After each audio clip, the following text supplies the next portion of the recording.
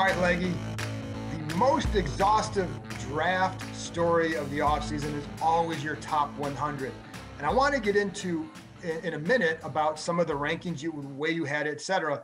But I also want to start off by having you tell people what you put into this, because it is a, because people are going to see, like, you have, for people who know, there's Jeff Legwold's top 100.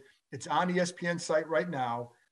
You rank the players. It's not a mock, it's a ranking. And there's a paragraph for each guy. But those paragraphs for each guy probably like equates to hours and hours of conversations and work. So in a nutshell, like, how many people are you talking to? How many hours of film are you watching to do this, to get this done? Well, John, I sort of, we all come into this job from a certain direction. And my direction sort of was scouts at first. I covered the combine before I covered an NFL game.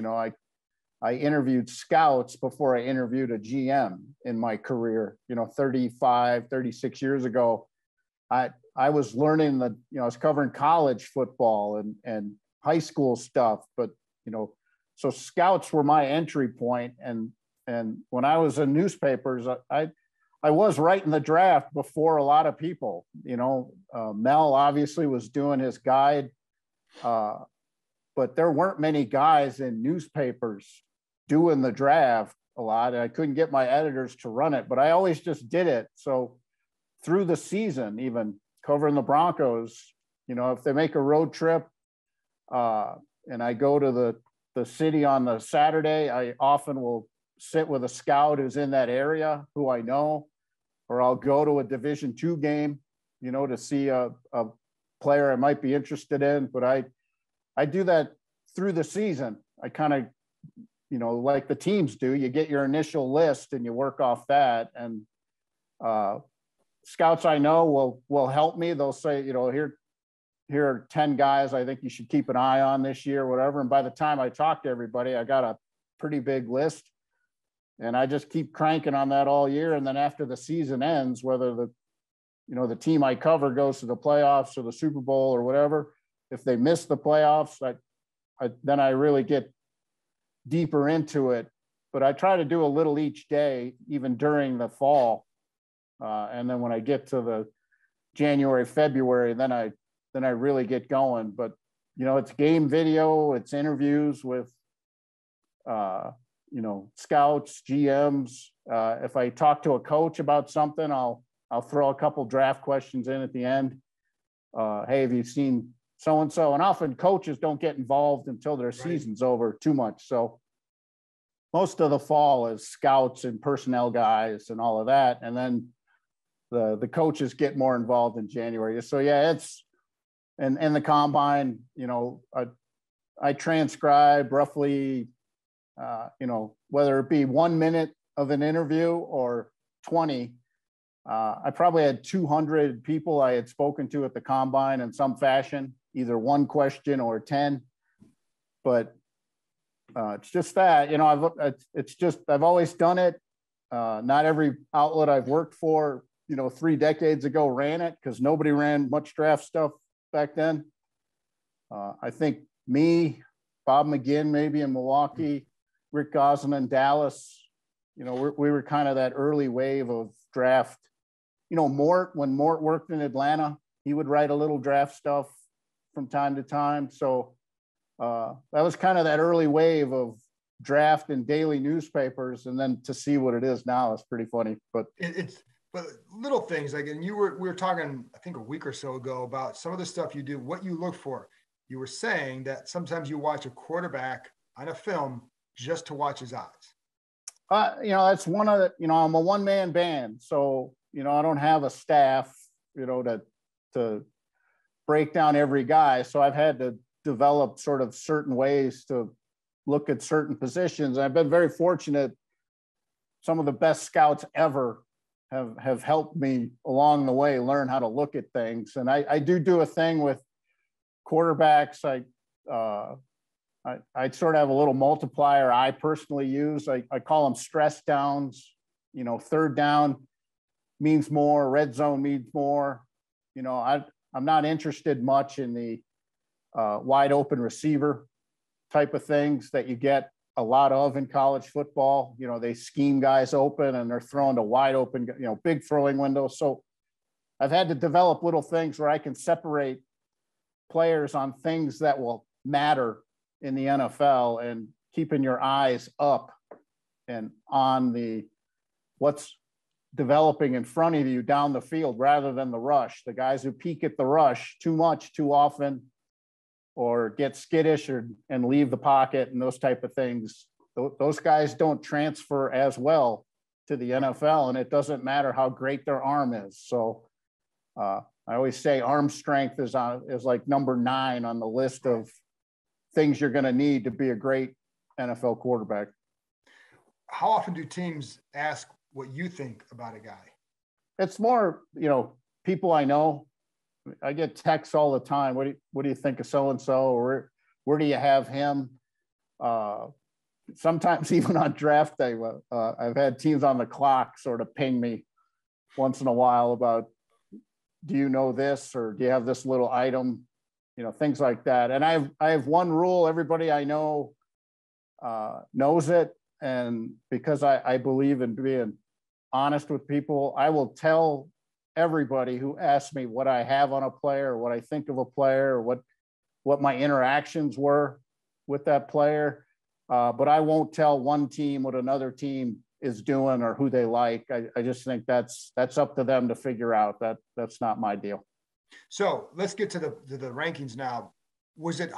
There's a lot of talk about this draft and how different people will look at not just the top 10, but probably the top 40 or 50. Oh, it's unbelievable. So how hard was it to get a top 10? You had Evan Neal first, and another guy that's of interest here is Kyle Hamilton. I don't know that would take him, but he's a guy of interest. You have it number 3. So how hard was it to get that top 10 this year? Well, you have two things happening, John. There's not a consensus quarterback at the top of the board. That always messes everything up. And by messes everything up, I mean, it sort of gives people the freedom to rank players however they want. If there's not a quarterback leading the way, or, you know, 2 quarterbacks, you know, last year quarterbacks, you know, go 1, 2, 3.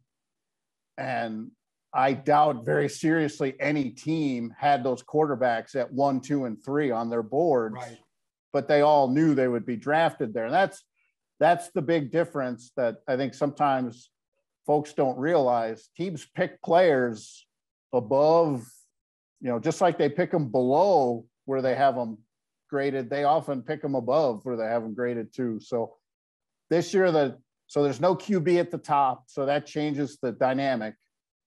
And, you know, not even no consensus 2 quarterbacks in the top 10. So that changes everything at the top of the board. And then this is one of the biggest draft classes in terms of graded players I can ever remember. I think the COVID seasons, people staying in school because they got that extra COVID year almost like free. You know, the guys could come back for a 5th and 6th year who wouldn't have in previous years. So this is a very big draft class in terms of graded players. There's a lot of 25-year-olds on the board. There's a lot of guys who played 45 or more games, more than I can ever remember. This is like an old school draft, when you couldn't turn pro almost. Right. And I mean, Kobe Bryant, Cincinnati corner, he is the first 60-game player I can ever remember evaluating. Played 63 games. And just as a context, when Phillip Rivers came out, he had 51 starts, and that was a record for a drafted player at that time. And here's Kobe Bryant that many years later. He has 63 game career. I can't ever remember that. So those are the 2 things that are most unique about this draft. And we probably won't see as many graded players like this draft in a very long time. That's why the 2nd, 3rd, 4th, 5th rounds of this draft are just better than most years. Teams are going to be pulling guys off the board in day 3 where they have day 2 grades on them because there were so many guys with day 2 grades. And I was going to ask you that too, because with Washington, they have picks in the 1st and 2nd round, no picks in the 3rd and the 5th. And I know that they would like to add picks in those rounds because they know that's where the value is. So how important, and the hard part though, Leggy, is they're picking 11th. Do you think there would be anybody there who might fall to 11 that would cause a team to move up in a trade? Yeah.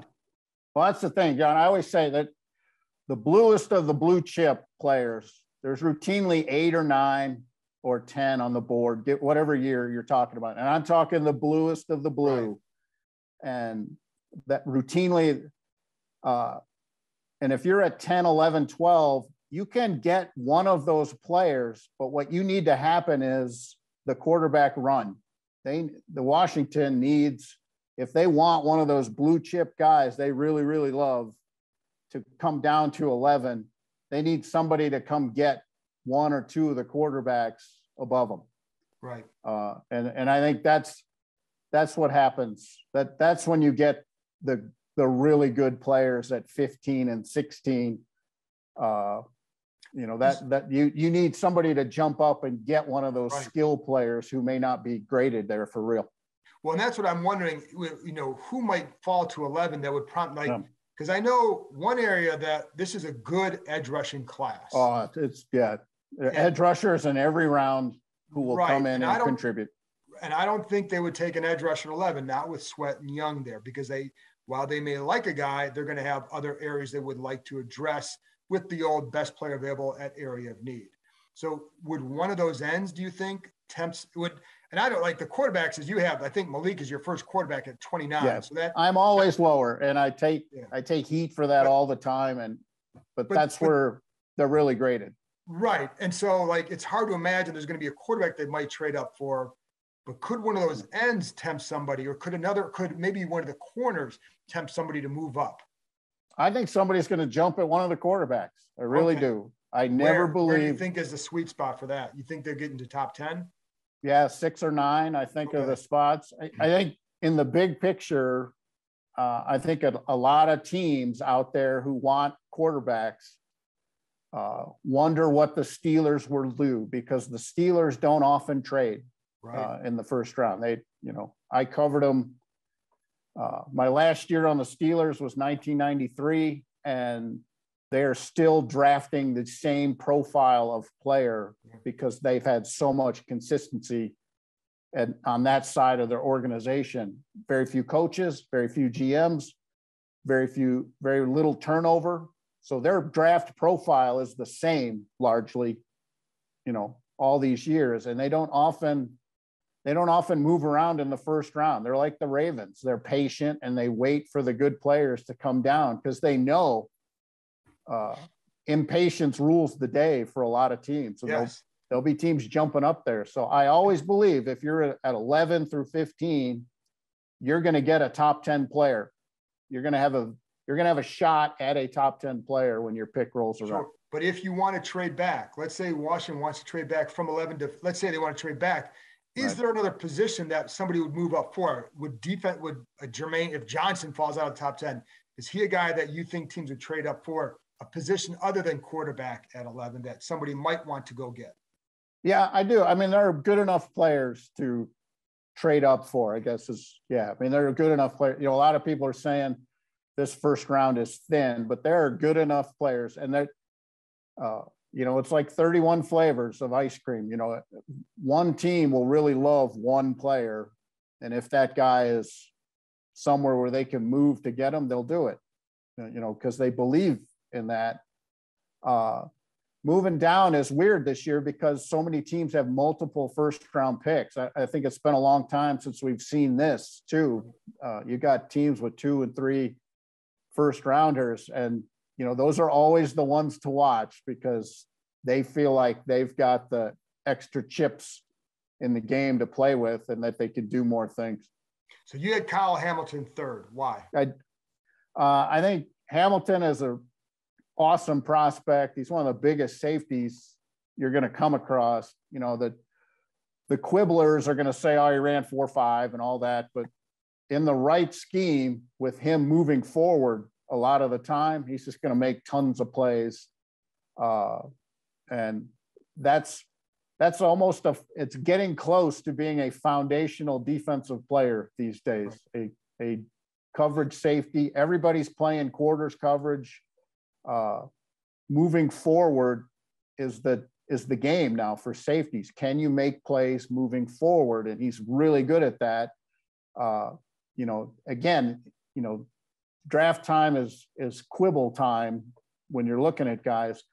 And, the one thing people wonder is, in a backpedal situation, working backward, how is he going to fare against some of the people he would have to cover? And that's not the strength of his game. So in the right scheme, though, he has big time potential to be a Pro Bowl safety. You have a few offensive linemen. Evan Neal was your first one, and Ika Mekwanu also, I think, in your top 5. Oh yeah, I love him. Yeah, I do too. Could you see one of those top linemen? I guess I would throw Charles Cross in there. Where did you have? Yeah. Cross is he was my OT3. Yeah. Okay. So I like him too. I mean, those and I know, like, every team's got those 3 guys different too. Yeah, I know a couple teams have Cross as OT1. It's those 3 guys, but they're the top 3. So could you see one of those guys falling out of the top 10? Always, because some teams have the philosophy of, I want a guy who touches the ball in the top 10, or affects the passer. Well, so defensively, an edge rusher, a corner, so sometimes, great linemen will get shoved down the board. I mean, look, it's a drastic example, but Creed Humphrey came in as a rookie and was spectacular, and he waited until the second round. He was a walk-in starter, but he's an O-lineman. So some teams are like, we'll just wait. Well, and I was going to ask you too, because my understanding is some teams really like some of the guys after the first round, that you can get, like, there's, the tackle from Tulsa. Really physical guy. I mean, Tyler Smith. He's really super physical. And, the Northern Iowa tackle is raw, and he takes too many penalties. But man, when you watch him finish plays off and those types of things, some line coaches are giddy when they watch him play. So that's why I could see, because that was what I was talking to one team the other day, and they thought maybe he's one of those guys drops because of that reason. Like, maybe you want to get somebody else now, knowing that in round 2 or 3, you're going to get a guy who's probably who could be a day one starter. That's the other thing to sort of watch in the draft, is the teams that stick to their board. Like, we spent a year grading these guys. This is how we're going to pick them. They'll take the tackle if he's the best player on the board, no matter what.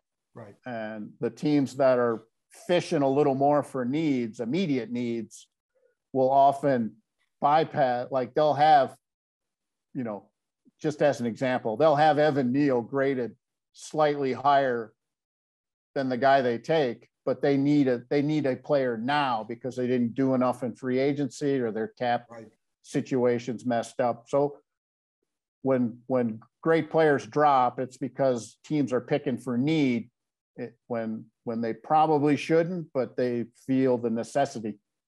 Drake London, you had him at 16. Another guy, like, this team likes him. I know that. So as they should. I have again, I was taught scouting a certain way.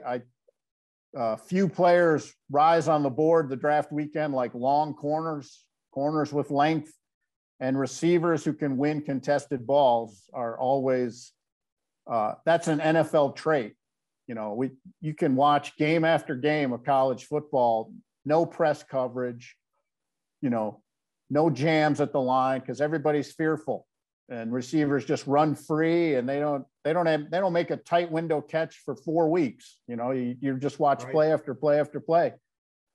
So players who win contested catches, who are covered aggressively because maybe their team doesn't have a second option, so they get double coverage more often. Those are NFL traits when you watch those. That's why Treylon Burks from Arkansas is such a popular. He and London are the 2 guys. Their teams didn't have other options, really, not like Ohio State. So they get a lot of, added coverage. So they have to battle for the ball more than other receivers do. And that, to me, that makes you ready to play more quickly. You know, as good as, like here in Denver, as good as Jerry Jeudy is as a route runner, and he's one of the best I've ever seen come out of the draft, the physicality got to him his rookie year. Corners aren't afraid of you anymore. They will get right up in your grill. And if you don't know how to handle that, or you haven't dealt with it because nobody was willing to do it, that makes for a little slower developmental curve. Chris Olave, another one. Yep. Smooth. I put it in my nugget. Every scout you talk to, the first word out of their mouth is smooth. And that transitions well because you have the change of pace, as you call it. You know, the baseball would be the change up, but you adjust your speed subtly and you can create room for yourself, and you're always where you're supposed to be on your routes, which is important to quarterbacks. So I just think, again, the physicality will be he will be challenged early because people will want to see, all right, can you, if I press you, if I line up right up on you on the line of scrimmage, which you probably saw 3 times last year, right, you know, and that's it. How are you going to handle it? That's always the young receivers, no matter how awesome they are, that will be their first challenge in the NFL, almost from their first 11-on-11 practice. People are going to see, what will you do when I take away the one thing you've had for the past 2, 3, 4 years, which is a free release. If Jameson Williams didn't have the ACL, where do you think he would be? Oh, yeah. You know, that's big play. You know, he's got so many plays over 70 yards. I mean, he's just, that gets your attention. You know, again, you're running free a lot of the time, but that's rare playmaking.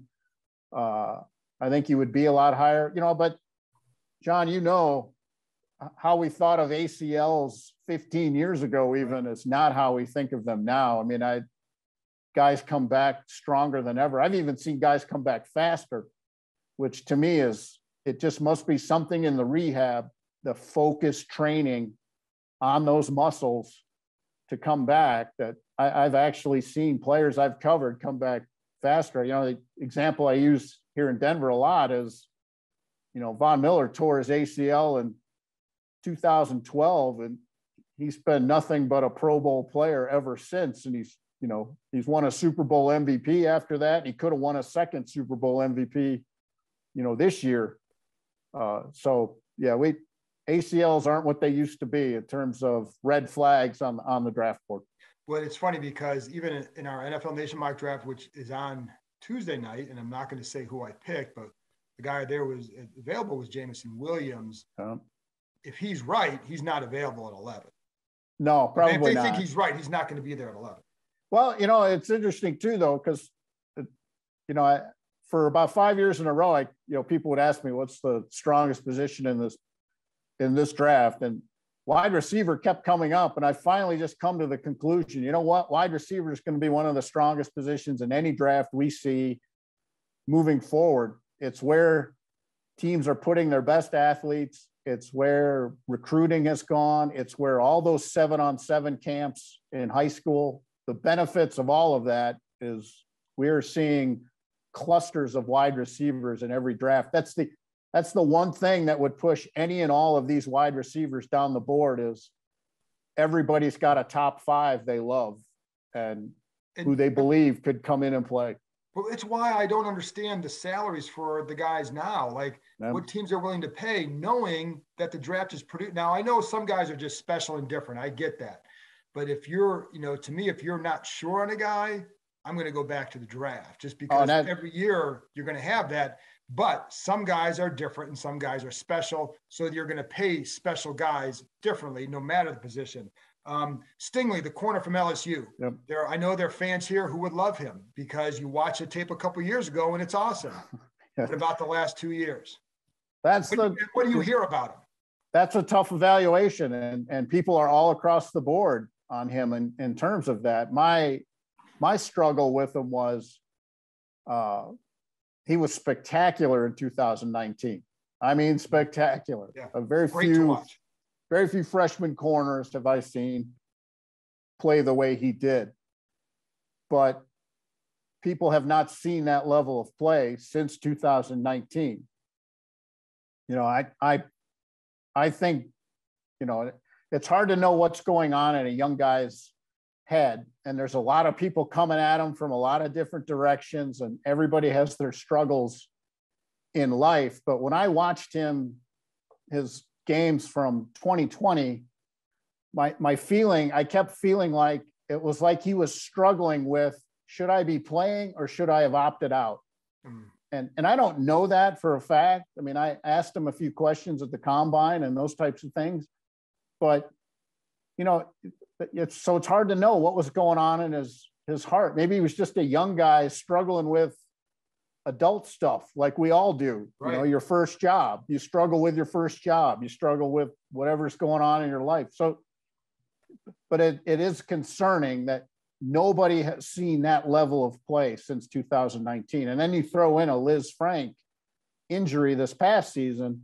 That's a serious injury. I pushed him slightly down the board because you had him at 22. I've covered so many players who've had a Liz Frank injury and they're okay for a while, and then they have to go back in and change the screws, and you lose some playing time. So some of that is my own little bias of players I've covered with that injury and the struggles they've had after it. And at corner, there's no other position on the field where you're torquing your foot at weird angles like a cornerback does. So, you know, it's just, he's a great prospect. He's everything you're looking for in a corner. It's just, we haven't seen the top level of his play in a long time. And that injury is a tough one. And you can look really good running in a straight line like your 40 is going to be great. But it's when you start torquing on that foot, coming out of your back pedal, making the change, all those things that you don't know how that's going to go. And that's where some team doctors will give him the green light and a team will take him very early. And some team doctors will say, I have concerns. And those teams will have him down the board a little bit. And you had Sauce Gardner number 2, just for point of reference. Just a couple more here, Leggy. What's the difference if Washington doesn't go receiver at 11? What's the difference between the guys you could get there and guys you could get at 47? Is there a big gap? And what is there it doesn't look like there are a lot of big receivers. So if you want a big receiver, you probably have to get it there. So, but what's the gap there, you think? That's what I was going to say. The size, speed guys will go earlier. They would be able to get super productive receivers with, elite speed later, but it's the size speed combo. There will be fewer and fewer of those guys the longer it goes, the longer you wait. That's why a guy to watch, but he's raw. You don't know what you're getting really yet. There's a guy like Isaiah Weston that's a down the board receiver with size and speed, but he played an offense that didn't use him very much. I think he had 6 games this year with 2 or fewer catches. And a guy with that big and that fast should just dominate like constantly at Northern Iowa. And so that you're getting the but receiver size speed guy down the board. That there will be either he had an injury or they didn't throw him the ball very much, or he's a 1 or a 2 route player because they didn't ask him to do anymore. Then it becomes more of a projection and you can find him. But those are the ones you got to get right because you got to be able to predict the future a little bit. One more position, safety. If they don't go, if Hamlin's not there, I know there's some guys after that point they like. Joaquin Brisker from Penn State, Lewis. Really good player. Yep. So do you see those guys being there at 47? And what's the gap between a Hamilton and those guys? Well, the gap is how many things can you ask them to do? As you move down the board with safeties, the job description gets a little smaller. What did they do great? I am so partial, that there are people split on them, but like I think Baylor's Petrie, Jalen Petrie will play quickly. down the board, I look for awareness. Does the guy know what's happening around him? And, you know, I think Seam will be popular among teams just because of that physicality. That guy. I think these guys like him. And again, with everybody playing so much zone coverage, you're looking for a sort of different player. You're looking for a guy who runs the alley, who will come down and make plays, not a guy making plays going backward. So if you're a team that's heavy zone, and most teams are now, I mean, I watch games week after week, and it's just nothing but quarters all the time in the red zone, you know, and you're looking for downhill safeties in that, you know, nobody's throwing it over your head unless you just messed up, you know? So that's the skill set you're looking for. And a lot of guys have that. I just, you like with Lewis Sinn, you mentioned his toughness and his passion, and you're right. And when he tackles somebody, they stay tackled. As an old scout once told me, you know, he finishes it off. And tackles are, as a stat, are really tough because, you know, some schools hand them out like Tic Tacs. You know, they'll have guys with more solo tackles than defensive plays, which is impossible, but you'd see it. I come across it all the time. But Sean is a guy who when you watch the game video, he makes solo tackles in space. He gets people down, and that's a huge thing now, because if you're going to play zone coverages, you got to tackle, and you got to limit, you know, yards after catch and all those things. And there are a bunch of safeties that do that. And, you know, they ran 4-3 and 4-4. And that's exactly what people are looking for now. Who do you like last position? And actually, I was going to ask you about Christian Watson too, because he's a big play guy, big guy some people like, but also linebacker, because these guys need a linebacker. Don't think they take 111. You had two in your top 10, Lloyd and Nakobe Dean. I'm taking a lot of heat for Dean. I get a lot of texts. But his size knocks him down, not the play. Yeah, and this is sort of a little personal debate I have with scouts and GMs all the time. They always tell me this guy can't do this, and I'm like, well, don't ask him to do that then. You know, I just I don't have a beef with that. You know, linebacker's tough now because everybody's in the nickel, right? 70% of the time. If you're not in the nickel 70% of the time, you're a rare team these days. Right. So the big 240-pound guy, unless he has awesome speed, you know, the Broncos took, you know, Baron Browning in last year's draft. He's a bigger inside linebacker now. He would have been a small guy, you know, 10 years ago, but he ran like crazy at his pro days, tremendously fast. So if you're going to be 235, 238 pounds, 240, you're going to have to be really fast to survive or play with next level awareness. So those are the two things I look for. Is your first step to the ball, do you understand what you're looking at? And, you know, do you play with awareness? Because, like, again, a Bronco, Josie Jewell ran 4.8 at the combine, which is a death knell for a linebacker, but he plays at about 4.6 because he understands what he's looking at, and he can survive and be a starter. So those are the two things at linebacker you're looking for. I think Dean has that. Some teams will just argue until they're blue in the face. He's a big safety. I see just the kind of size, speed guy who can play in a nickel defense and flourish. Who is a guy after the first round that you'd say, this is the guy that I really like? Is there one guy at that position? I have a bunch of players I like. You know, Troy Anderson from Montana State has my absolute favorite stat of this draft. That dude rushed for 100 yards and had a sack in the same game. And I just think that's the coolest thing ever. He was an all-conference pick as a quarterback his sophomore year, I believe. And this past year, he was the conference's defensive player of the year. Now, he's not a finished product at linebacker. And some people will say, oh, he's stiff and he's this and that. All I know is wherever they played him, he was an all-conference level player. He played at running back. He played at quarterback. He's played at linebacker. I think that guy is a football player somebody will be smart enough to do stuff with, and he'll be great on special teams. So I like him. I like him a ton down the board, but he is a project of sorts. You know, he's only a linebacker for 2 years. He was the team's quarterback before that. So, yeah, and I think they'll address that spot down the board. But there's like 7 or 8 spots they want to address, and they only have 6 picks right now. So I don't know how they're going to. But you know how it is. Like every year, it's like, well, you want to get this, this, and this. Like you don't have enough picks. You don't have like, well, there's like this group of players is really good in this round. Well, you only have 1 pick there, so you better get, or 2 picks in rounds 2 through 4. So that's why I think they want to do more. Last thing, you covered Mike Shanahan. He obviously was here. You had some fun exchanges with him over the years. Do you have a favorite Mike Shanahan story?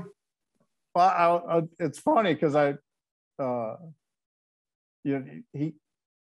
Mike is unbelievably fiery, and it's, you know, I see him now and he couldn't be nicer to me. And I always tease him. That's an unfamiliar feeling for me.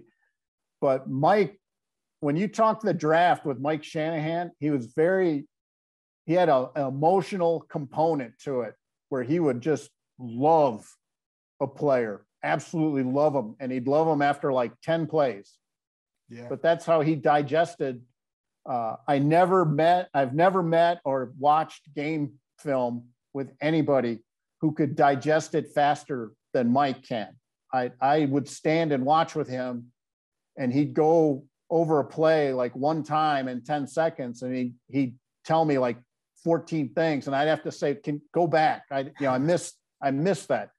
And so it's not that he digests it so fast. It's like a computer, and it's unbelievable. But in the draft process, that can get you sometimes. And he would later say, "Yeah, I made a mistake on that one." But they drafted Jay Cutler here in the first round, traded up twice in the first round to take him. And I'm not sure I've ever known a team take a quarterback in the first round who they had never spoken to in the draft process. Mike didn't attend his pro day. Mike didn't talk to him at the combine. They didn't interview him. They did not speak. The Denver Broncos did not speak to Jay Cutler, a quarterback. That's shocking. Yes. And it was in a quirk of things that the Titans had the number 3 pick that year. Bud Adams, the owner of the team, had essentially told Jeff Fisher and everyone else with the team, "You're taking Vince Young. I don't care what you say, and I'm the owner." And that's who they did take. But they scouted and visited with and had in for the private 30 visits all of the quarterbacks that year. And Mike and Jeff Fisher were very good friends.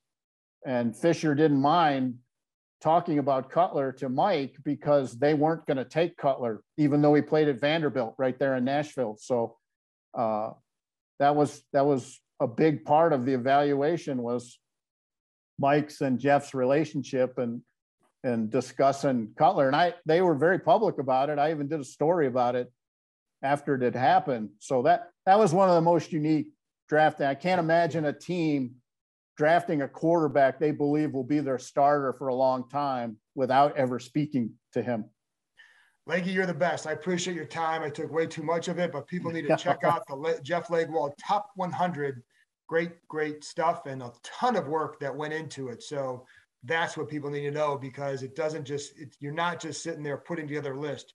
You are working on the list the entire year. So well, thanks, some would say I didn't do it well enough. And I stacked about 500. So maybe some year they'll let me run them all. But anyway, well, I appreciate it. But the funny thing is, Leggy, one time I used to do this, like a studs and duds thing type of format. And, and I had one of the scouts here came up to me one time and said, "Oh, I saw your list or whatever." And I go, "What do you think?" He goes, just like half the people here are going to say this and half the people are going to say that. In other words, even in those scouting rooms, you're going to get some people who are probably going to tell the other scout, "You're a fool. How does this guy think that?" Just like the conversations that may be held on social media. It's the debates that get held.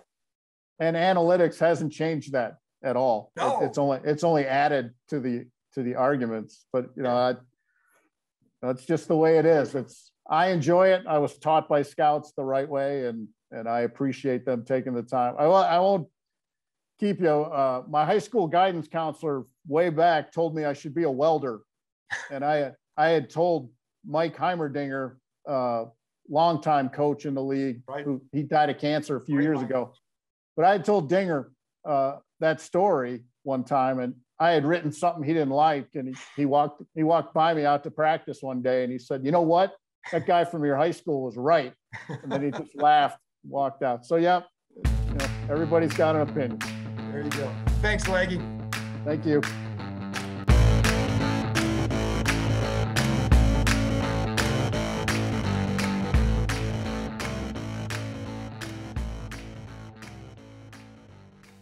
Hey everybody, it's John Keim. Do me a favor and hit that subscribe button, and I'll continue to bring you guests who provide excellent insight into the Washington Commanders. And while you're here, check out the other terrific content on the Ampire Media Network, including Inside the Cap with Joel Corey and All's Caps with Steve Wino and former Washington Capital Carl Alsner. Go ahead, hit that subscribe button. Thank you.